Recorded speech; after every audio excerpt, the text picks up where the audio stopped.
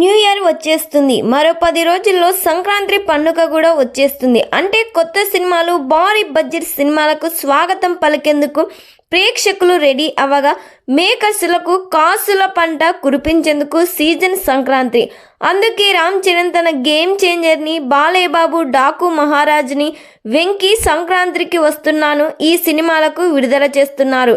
3 సినిమాలు 3 డిఫరెంట్ స్టోరీతో ప్రేక్షకులను సర్ప్రైజ్ చేయబోతున్నాయి. అయితే తెలంగాణలో బెనిఫిట్ షో టికెట్ల రేట్స్ హైప్ ఉండవని రేవంత్ రెడ్డి ప్రభుత్వం తేల్చి చెప్పడంతో ఇప్పుడు అందరి కన్ను ఏపీపై పడింది.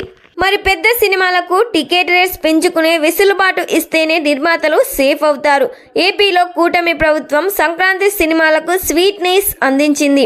అందులో రామ్ చరణ్ గేమ్ చేంజర్ చిత్రానికి సింగిల్ స్క్రీన్ థియేటర్స్లో 135, మల్టీప్లెక్స్లలో 175 మేర టికెట్ల రేటు పెంచుకునేందుకు అనుమతి లభించింది. అంతేకాకుండా గేమ్ చేంజర్ బెనిఫిట్ షో టికెట్ల రేట్లు 600 పెంచుకునే అనుమతి లభించింది.